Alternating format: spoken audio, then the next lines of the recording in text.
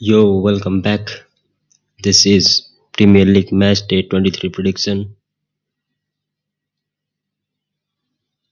and the Super League is back.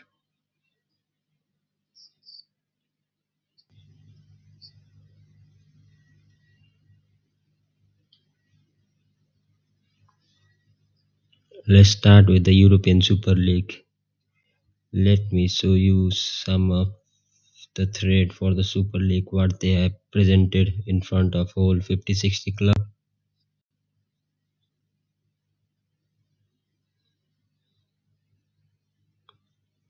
So this is a thread posted by Ben Jacob.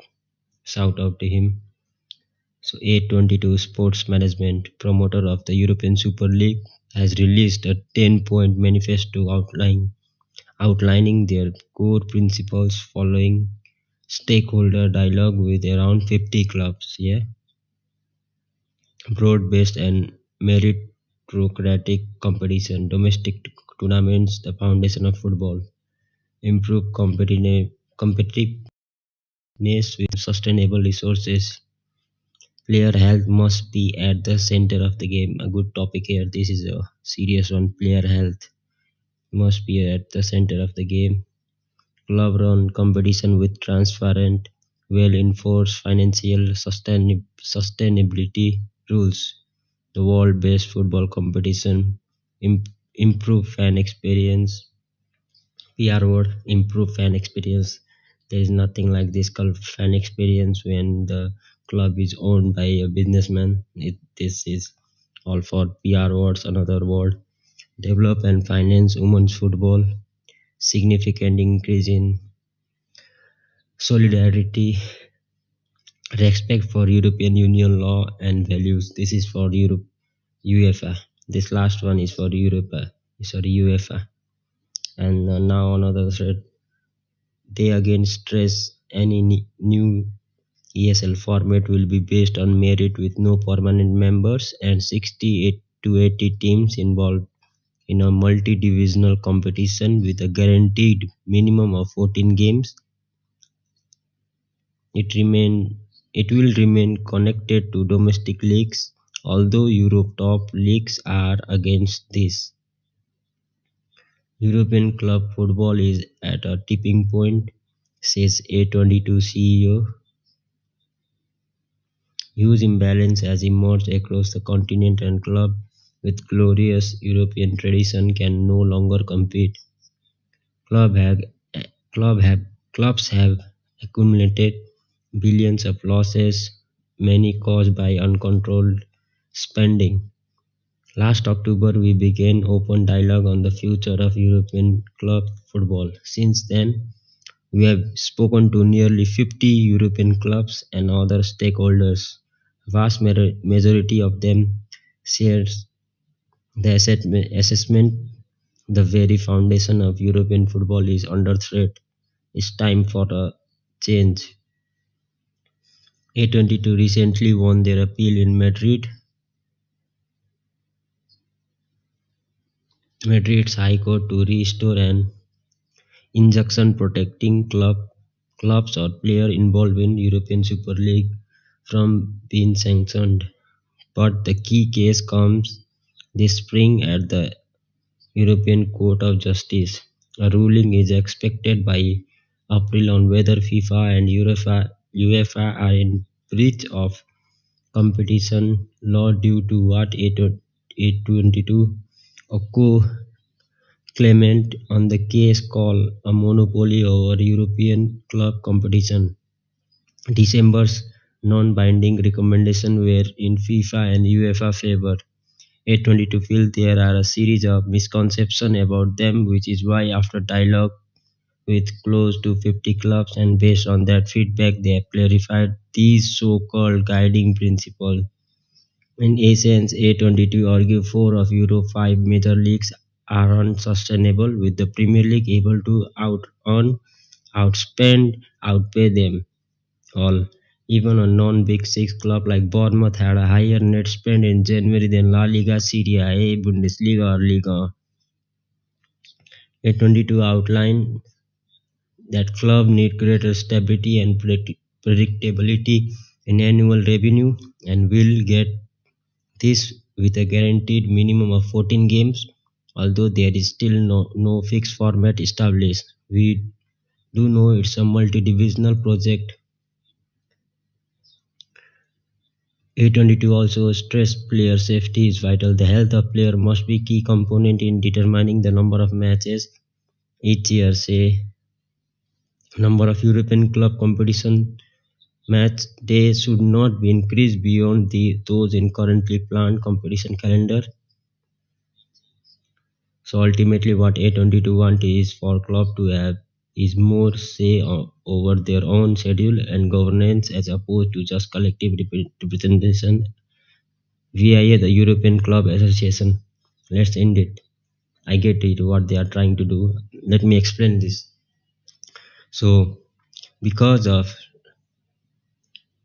La Liga's greed, ego, they are where they are. Once upon a time, when they had Messi, the likes of Messi there, David Villa, Ronaldo, Kaká, Ozil, Benzema, yeah, they had an ego and they never thought about their future.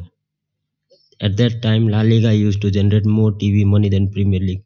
Premier League somehow found a way, and they planned their future, and they are now where they are because of the way they have planned everything. They started to go worldwide. They started to connect with the fan. They started to broadcast their games all over the world. Whereas the likes of Real Madrid and Barcelona don't care. All they do care about from that time was money, money, money, money. And now, because of this COVID situation, pre-COVID and post-COVID, they are where they are because of their ego. They used to be a successful team. Now they have a fear that in the next couple of years, Premier League clubs will take over them and start to dominate the whole Champions League thing. And before that, they have came out with a plan to make a European Super League just to get more money than the Premier League clubs, Serie A clubs. I know Premier League clubs will get money, and we also know that these owners of this Premier League club are greedy. All they care about is money. So Premier League have to stand up for it, man. I don't care about it. The Super League thing, some of these things they have said, I think Premier League clubs should follow about it. So it's not their fault that the likes of Bournemouth are overspending. They are where they are because of the way Premier League has run over the number of years. Yeah. So it's because of their ego, La Liga's egos, Serie A egos, Bundesliga. I can't say about Bundesliga. Bundesliga are one of the most well-run leagues around the world, but Serie A, especially La Liga. Yeah. When there was a time when La Liga with the likes of Messi, Ronaldo there, they used to generate money, but because of their ego greed, they could not think about the future, and they don't even care about the worldwide fan. And they were happy with what they have got. They were satisfied at the time, but Premier League predicted planned for a future, and now they have a massive fan base around the world than the La Liga.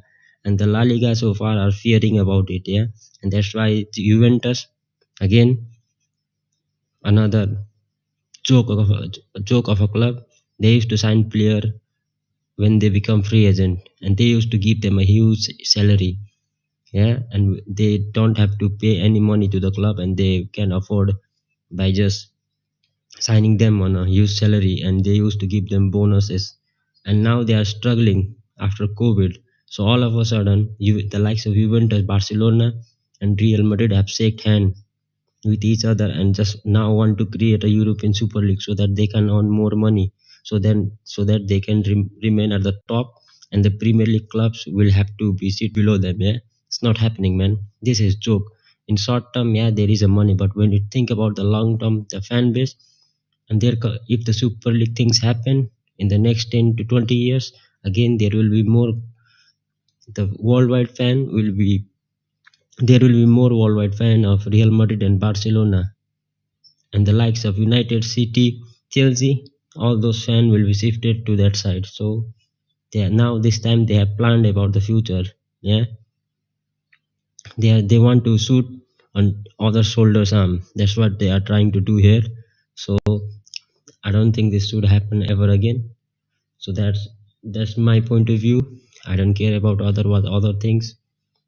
They deserve where they are because of their ego, their attitude, and everything. They used to think that they are the superior club in the world. So now just face it. You are where you are because of your own problem, not because of the Premier League clubs overspending.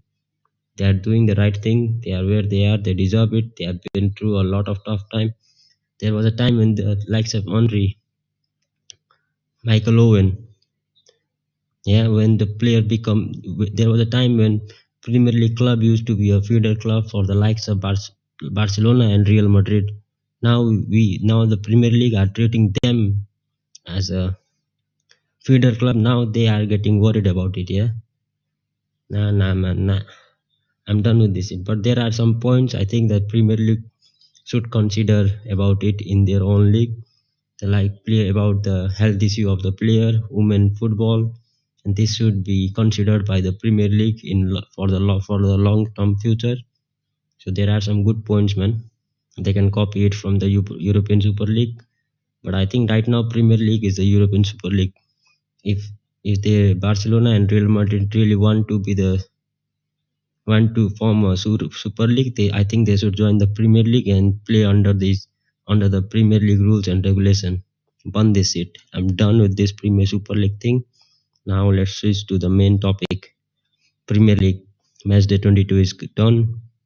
I have predicted some result over this weekend, and now again I will do this. Let's go back and do some review.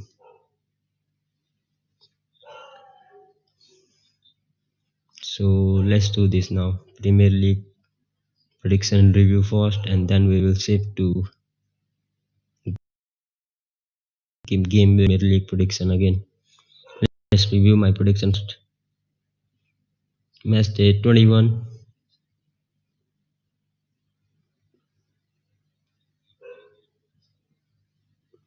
Where is match day 22? Here it is. So match day 22. I predicted the first game was Chelsea versus Fulham.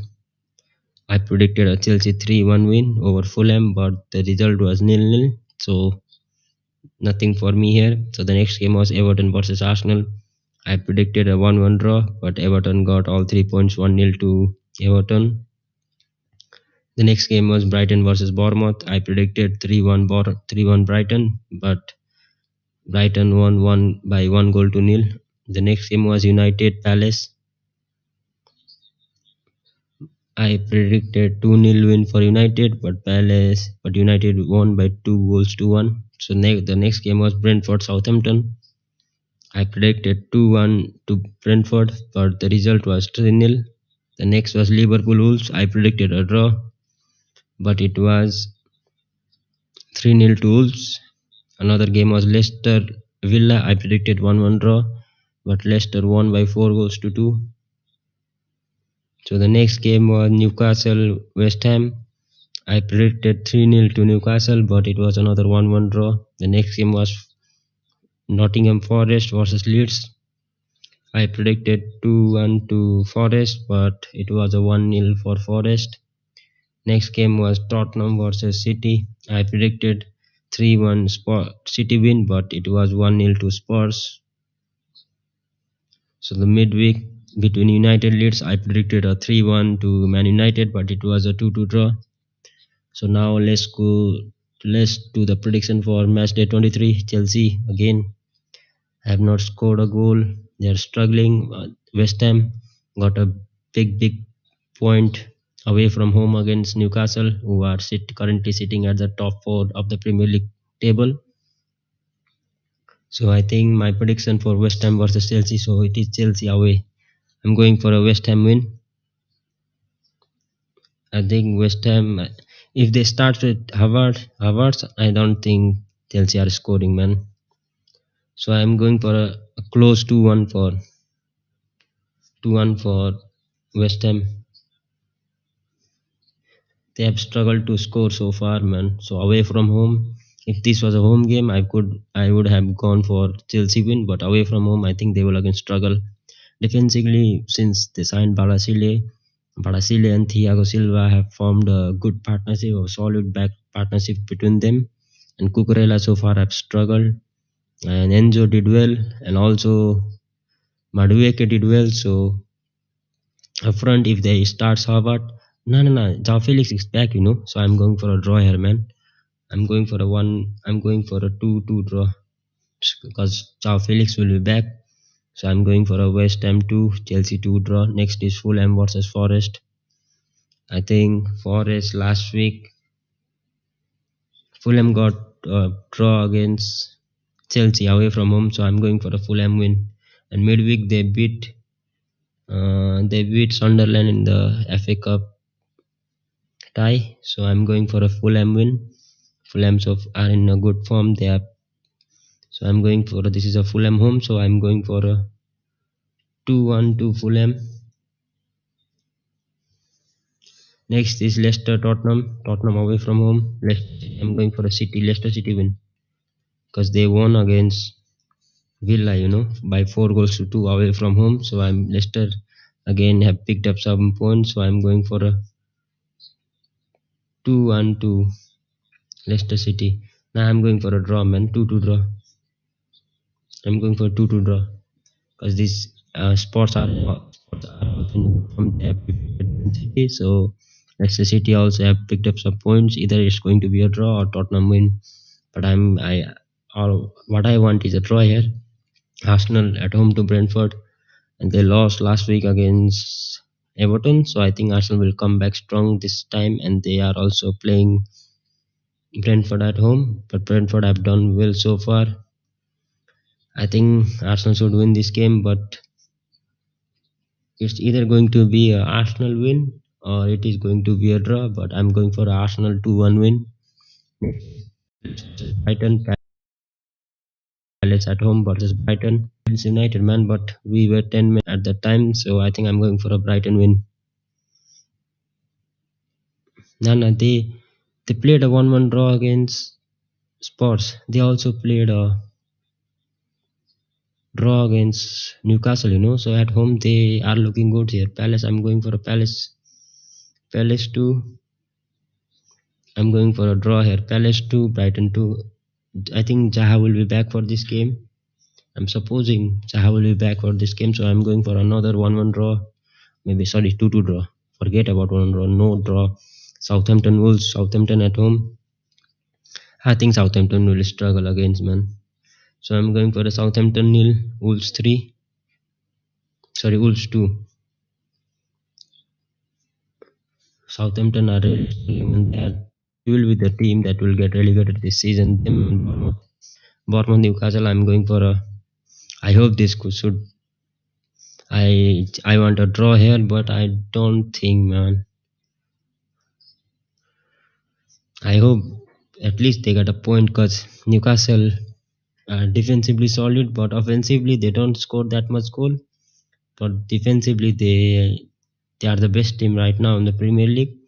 Their main problem, they don't have a goal threat up front. So what I have to things that I saw against that game in West Ham, I think it's either going to be a Newcastle win or a draw, man. I can't see Bournemouth beating Newcastle, but I'm going for a 0-0 draw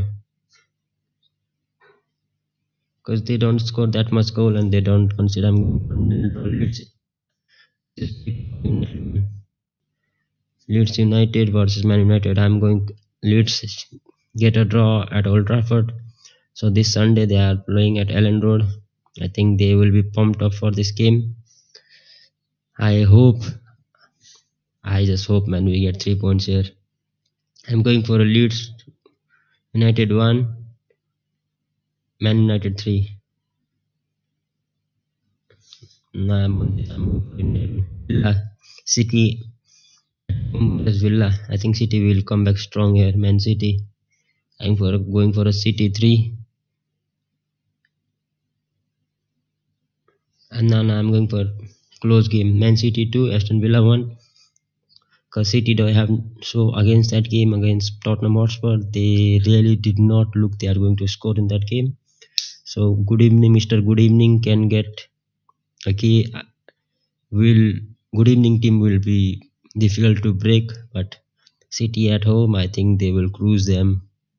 They will just blow them apart. So I'm going for a City 2, City 3, City 3, Villa 1. Next is Liverpool versus Everton, Merseyside Derby, Tuesday night. Liverpool, Sondice Steve Austin versus Pep, versus Jurgen Klopp. So I think it's either going to be a draw, man. I can't see Everton or under Sondice. They would be a difficult team, man. The way the man handled that Arsenal midfield. What a game that was. First game for Sondice. What a masterclass in that midfield. Onana, Doucouré, and who was that next? Onana and Guye bullied that Arsenal midfield. So it's either going to be, I think I'm going for a draw here, man. 1-1 draw. So that's it for this week prediction. I think Liverpool are struggling, man. If they start again, Henderson and Milner and even Nketiah, they are done, man. Even Thiago Alcantara is looking bad for them right now because of the player around him. They don't have that good players around him. That's why a good player like Thiago Alcantara is looking so worse.